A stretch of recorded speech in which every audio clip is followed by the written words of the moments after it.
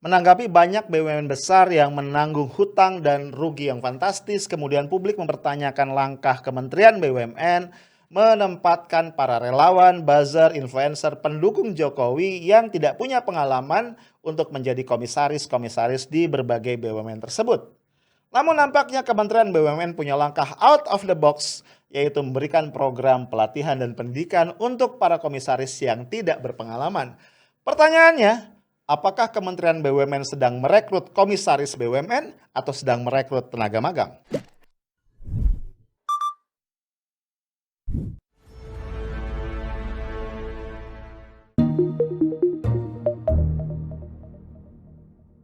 Hai guys, ketemu lagi kita. Hari ini Senin 7 Juni 2021 di Afternoon Tea.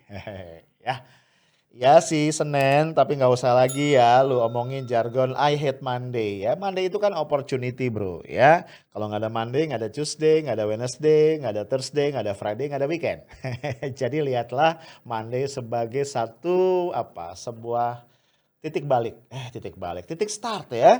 Kalau udah Monday artinya beberapa hari lagi insya Allah lu akan ketemu lagi dengan weekend. Ya nggak sih? Ngomong apa sih barusan ya? Udah lupakan. Lanjut ya. Bro, gue ingin ngajak lu ngobrol-ngobrol lagi tentang BUMN dan hutang-hutangnya yang gila banget, gede banget ya. Sebelumnya gue pernah bikin podcast tentang itu ya, belum lama, mungkin 1-2 hari yang lalu, ya lu lihat lagi nih thumbnailnya.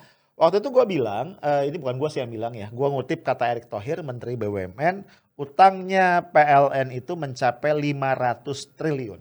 Nah pas gue bilang 500 triliun, ya itu komentar-komentar lu ya di kolom komentar tuh pada kaget. Ada yang bilang, gila ya kan, itu utang buat apaan?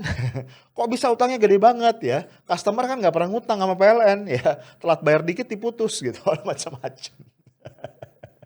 Ya gue nggak ngerti juga ya gimana tuh ya bisnis prosesnya, sampai utangnya banyak bener ya. Tapi ternyata kayaknya angka 500T itu nggak terlalu akurat ya, mungkin pembulatan atau gimana. Karena gue baca lagi di berita yang lain di Tempo ya, utang PLN per 31 Desember 2020 jumlahnya adalah 649,24 triliun. Dahsyat.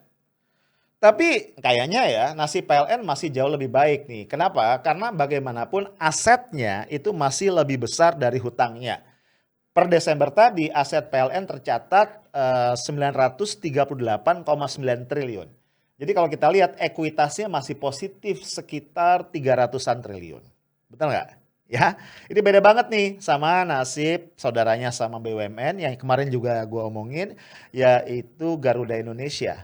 Ya, utangnya berapa? 90-an triliun ya. Itu nambah 1 triliun tiap bulan. Gede banget ya. Sebulan aja itu berarti nambah 30 triliun.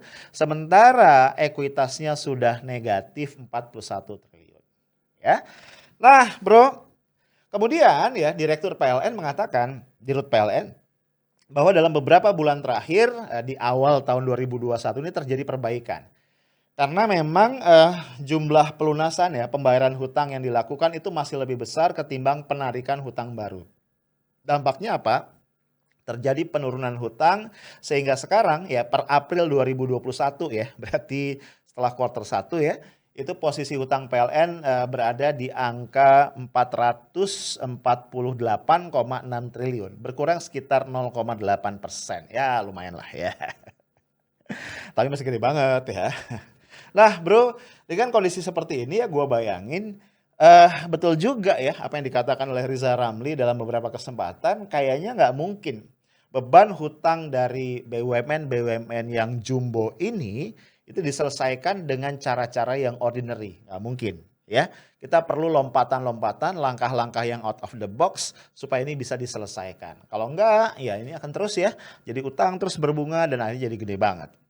Nah, Bro, yang menarik adalah gue belum pernah denger ya secara konkret apa sih langkah dari Kementerian BUMN yang dipimpin oleh Pak Erick Thohir untuk menyelesaikan persoalan-persoalan ini. Bisa jadi udah ada planningnya ya, cuma nggak tahu sampai sekarang kayaknya belum pernah dibeberkan dengan clear ya, dengan lengkap, dengan komprehensif, dengan konkret kepada masyarakat ya. Kita cuma dengar-dengar aja nih beberapa langkah ya yang sifatnya scattered.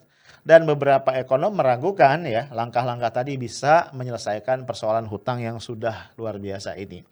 Yang lebih banyak kita dengar ya justru adalah langkah Kementerian BUMN ya di dalam bongkar pasang pengurus ya, direksi dan komisaris dari BUMN tersebut. Nah mungkin lu masih inget ya beberapa waktu yang lalu kan sempat heboh. Ya sebenarnya ini masalah lama ya, masalah yang berkaitan dengan penempatan relawan, ya penempatan pendukung Pak Jokowi atau buzzer, influencer di posisi komisaris. Ini masalah lama ya, udah belasan mungkin puluhan lah ya, buzzer, influencer, pendukung, relawan yang ditempatkan sebagai komisaris. Cuma memang waktu itu ya, yang pernah gua angkat juga dalam 2 atau berapa ya podcast gua, yang diangkat nih masalah terkenal banget. Yaitu Abdi Negara Nurdin, Abdi Slang ya, gitarisnya grup band Slang. Ini satu grup papan atas yang kita kenal memang merupakan pendukung setia Pak Jokowi. Jadi rame kan? Ya yang diangkat dia, coba yang diangkat gue. Enggak. Disclaimer ya, gue gak ngiri ya. Nah bro, belakangan kan kemudian orang menyoroti, ya emang gak ada standar ya, gak ada kriteria. Bukannya yang namanya komisaris itu kan tugasnya apa sih? Memberi direction ya, mengarahkan para direksi, kemudian juga mengawasi, memberikan advice ketika timbul persoalan-persoalan. Jadi bayangan gua kalau misalnya ya kayak gini nih, BUMN yang merugi atau BUMN-nya apa tadi tertimpa hutang yang sangat besar, ini para komisaris ini bertugas untuk membantu mengurai nih persoalan itu. Bayangan gua kayak gitu ya mestinya. Kalau di perusahaan yang normal, gua nggak tahu ya BUMN masuk kategori perusahaan normal apa enggak. Tapi ya dengan profil dari orang-orang yang diangkat, tadi ada buzzer ya, yang di PT Pelni akhirnya lebih banyak ngurusin penceramah Ramadan gitu kan. Atau juga ada komisaris-komisaris independen di Garuda, Yeni Wahid, Triawan Munaf yang gue juga nggak tahu ya apa yang mereka lakukan untuk mengatasi ekuitas Garuda yang sudah negatif gitu kan ya. Kemudian ini tadi siapa Abdi Slang di Telkom gitu ya. Nah dengan kondisi seperti itu ya, backgroundnya nggak clear ya, apa kaitannya dengan challenge bisnis yang dihadapi BUMN-nya, ya orang bertanya-tanya. Nah tapi don't worry bro, ya ternyata Pak Erick Thohir sebagai Menteri BUMN punya satu langkah yang jitu, brilian, terobosan untuk mengatasi persoalan tidak kompetennya ya para pengurus dari BUMN yang beliau tunjuk ya. Apa solusinya? Kita dengerin dulu satu video berikut ini. Transformasi yang dicanangkan Kementerian BUMN terhadap perusahaan-perusahaan BUMN tidak mungkin terjadi tanpa transformasi human capitalnya. Karena itu kita membuat program yang bukan ad hoc, tetapi yang berkelanjutan dengan mendirikan BUMN Leadership Management Institute, di mana program ini akan berjalan terus mendidik para direksi yang memerlukan dan juga para komisaris, dan ini program harus menjadi bagian dari para direksi dan komisaris di BUMN. Saya berharap keseriusan terus dijaga karena tuntutan ke depan untuk kita berkompetisi sangat tinggi, karena pasar makin terbuka, kita harus menjadi yang terbaik. Yes bro, jadi dari video tadi nampaknya nih kalau kita tangkap ya, Pak Erick Thohir ini berencana memberikan program-program pelatihan ya pada direksi dan juga termasuk komisaris. Nah ini diperkuat juga dengan beberapa berita ya. Jadi intinya para komisaris baru yang belum punya pengalaman itu akan mendapatkan program-program pelatihan. Gak tahu kenapa ya, gue jadi pengen ketawa. Tapi sebelum gue lanjutin ketawanya, kita lihat dulu ya beberapa tweet dari Pak Erick Thohir ya. Dia mengatakan programnya itu akan terstruktur, menyeluruh, berkelanjutan. Dan ini menarik ya, ada onboarding untuk direktur dan komisaris. Gue punya perusahaan ya, walaupun gak gede sih ya. Dan gue masih menangani SDM, ya kan ada perusahaan gue kecil, gue belum punya direktur khusus yang menangani SDM. SDM masih langsung di bawah gue ya. Nah, gue selalu menyelenggarakan onboarding. Untuk siapa? Untuk pegawai-pegawai baru nih. Tapi gue kebayang aja ya, ada onboarding program untuk para direksi dan komisaris. Ini lagi nih, ada lagi apa nih? Ada program lanjutan Commissioner Learning School, ya. Jadi ada sekolah nih, ada sekolah pembelajaran untuk para komisioner, untuk para komisaris. Aduh ya. Kemudian di tweet berikutnya Pak Erick Thohir mengatakan, tidak main-main, kami gandeng bisnis school kelas dunia. Mulai dari IPMI Campus ya, kemudian apa nih, IICD, Michigan Ross School of Business, INSEAD dan segala macam ya. Ada IMD Business School dan seterusnya. Jadi kebayang ya, sekolah-sekolah bisnis mahal nih yang sangat-sangat kompeten, baik dalam maupun luar negeri akan digandeng atau mungkin sudah digandeng oleh Kementerian BUMN. Bagus sih ya, cuman gue mikir satu kan, berarti dana lagi, ya nggak sih? Ya kebayang tuh ya, para komisaris yang belum berpengalaman tadi disekolahin lagi nih, disekolahin ya, ada programnya, ada kurikulumnya, gue nggak tahu belajar apa di situ ya, untuk mendongkrak dengan cepat ya pemahaman mereka mengenai lingkungan korporasi, kira-kira begitu ya. Kebetulan ya gue bergerak di bidang SDM dan pelatihan, jadi gue cukup ngerti lah ya, cukup paham. Cuman kebayang aja ya, para komisaris ini dalam waktu cepat harus dibikin paham mengenai lingkungan korporasi dan challenge-nya.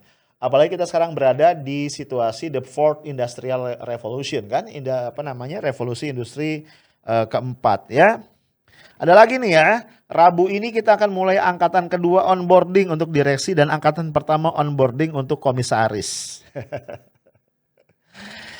Aduh ya, ini harus menjadi keseriusan bersama. Direksi komisaris tidak hanya siap diangkat, tapi siap belajar, bertransformasi, dan siap dicopot. Nah ini ya, jika tidak memenuhi KPI, kita nunggu ya.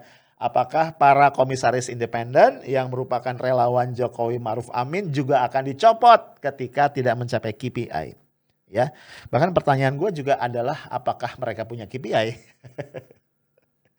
Ya gue minta nih Pak Erick Thohir ya, coba dong sekali-kali ya beberkan ke publik ya. Apa KPI-nya Yani Wahid, apa KPI-nya Triawan Munaf di Garuda misalnya gitu ya. Apa KPI-nya Kang Dede di Pelni, apakah KPI Kang Dede adalah mengurusi penceramah Ramadan gitu ya. Atau apalagi, apa sih KPI-nya tadi Abdi Sleng di Telkom misalnya begitu ya. Ya bagus juga tuh kalau dibeberkan. Apa KPI-nya Kiai Haji Said Agil Siraj di KAI misalnya. Dan kemudian diperlihatkan apakah KPI tadi tercapai atau tidak. Sehingga kemudian kasus di publik itu bisa hilang. Gue gak tahu nih ya. Apakah harapan gue ini akan dipenuhi oleh Pak Erick Thohir? Nah bro, yang menarik ya. Kemudian muncul banyak banget respon dari netizen, dari publik ya, yang selama ini mencermati sepak terjang Kementerian BUMN mengenai rencana Pak Erick Thohir untuk memberikan program pelatihan, program edukasi untuk komisaris-komisaris yang belum punya pengalaman. Banyak banget ya, gue gak mungkin bacain semua, tapi kita lihat beberapa. Ini ada yang pedas banget bilang ya, duit lagi nih. Iya sih, training-trainingnya mahal bu. Apalagi INSEAD ya, gua tahu tuh mahal banget. Ya kalau belum pengalaman, jangan dikasih jabatan. Pantesan pada rugi. Ini terlalu jujur nih yang komen ya. Ini ada lagi nih ya, tajam banget dari siapa nih ya. Yun Fajri, waduh. Pengawas atau supervisor restoran cepat saji saja, kenapa dibandingin ke situ ya? Untuk mendapat posisi pengawas butuh pengalaman di korporasinya. Lah ini komisaris BUMN tidak punya pengetahuan atas pekerjaannya. Ada lagi yang bilang ini siapa ini ya, si Wirya nih ya, Wirya Silalahi. Kalau nggak punya pengalaman jangan diangkat komisaris dong, capek deh. Iya saya juga capek mbak. Mas apa mbak ya? Mas kayaknya ya. Orang yang pinter kalah sama orang dalam, tidak punya pengalaman tapi diangkat jadi komisaris. Dan seterusnya, ini banyak banget yang bete kayaknya. Ada lagi nih ya, dana lagi. Ya sih, ada lagi nih, pakai anjir lagi. Anjir lah, gua aja ngelamar jadi staf harus punya pengalaman. Ini juga belum tentu lolos. Lah ini gak punya pengalaman dipilih jadi komisaris WK dan seterusnya ya. Tidak punya pengalaman bisa jadi komisaris BUMN, pantas banyak yang rugi. Dijawab lagi, kan titipan. Woi, buang-buang duit. Aduh, ada lagi nih ya, tajam banget ya. Dari siapa nih? Dari Hizrah Saputra. Ikutkan prakerja aja Pak. Gue jadi kepikir ya, gue pengen bikin course yang gue daftarin di program prakerja, yaitu course persiapan menjadi komisaris BUMN. Mana tahu laku ya. Ya gue paham ya berbagai sinisme dari publik, dari netizen. Ya karena memang gak lazim ya. Kalau kita lihat ya komisaris di masa lalu, komisaris BUMN itu sosok-sosok dahsyat ya. Yang udah malang melintang di perusahaan-perusahaan swasta, di multinational company ya, orang-orang yang memang mumpuni ya dan akhirnya disegani sama direksi. Sehingga ketika komisaris itu memberikan arahan, memberikan direction, itu diikutin ya karena memang berkualitas. Kalau ini kan kita miris ya, ada komisaris ya Abdi Sleng ya datang ke kantor Telkom ya kan oleh direktur utama Telkom tuh malah dicukur, anting-antingnya dicopot gitu kan, diketawain nama yang lain. Aduh, udah deh, habis deh wibawa komisaris. Bro, maksud gua nih gua nggak ngerti ya. Apakah suara-suara minor ini sampai ke telinga Pak Erick Thohir ya? Harusnya sih sampai dan harusnya jadi perhatian. Karena sekali lagi ya, pemerintah kayaknya harus berhenti menganggap rakyat, masyarakat itu bodoh dan nggak tahu apa-apa. Betul kita yang awam ini nggak ngerti ya, lika-liku dapur pemerintah yang kusut itu semeraut tuh kayak apa. Kita nggak ngerti ya, kita orang luar. Tapi bagaimanapun masyarakat tuh punya logika-logika sederhana ya, yang masuk akal, yang sehat, yang waras. Ya, gua nih ya mau ya kemarin gua cari pengasuh ya. Gini-gini gue udah punya cucu ya. Cucu gue udah mau 3 nih ya. Cucu gue yang sulung umurnya 4 tahun. Cucu gue yang nomor 2 itu 1 tahun 1 tahun setengah ya. Kemudian ntar lagi nih bulan Juni gue akan lahir lagi insya Allah cucu gue yang ketiga. Nah gue lagi kemarin cari babysitter ya. Babysitter aja tuh gue tes ya, gue cek pengalamannya apa. Babysitter loh bro. Gajinya tuh babysitter berapa sih? 3 juta, 4 juta. Ya gila aja ya. Ini negara mau ngangkat komisaris BUMN, gajinya bisa ratusan juta sebulan, berarti miliaran dalam setahun. Tapi pengalaman minus dan kemudian harus di training lagi, ada onboarding pula. Nah bro, kondisi-kondisi kayak gini kan kerasa paradoks ya.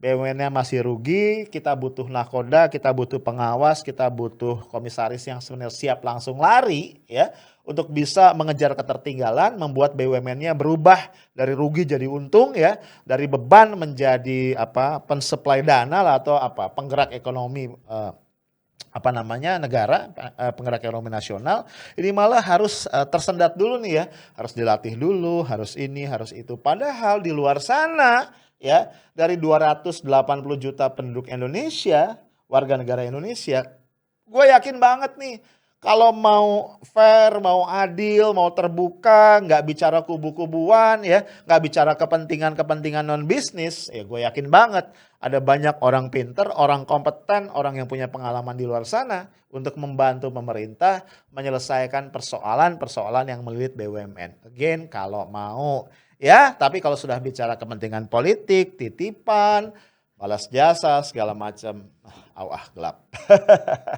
Itu aja dari gue ya buat para komisaris baru ya. Selamat sekolah lagi, sekolah jangan males, jangan bolos. Ya, saya tahu smart and professional. Assalamualaikum warahmatullahi wabarakatuh.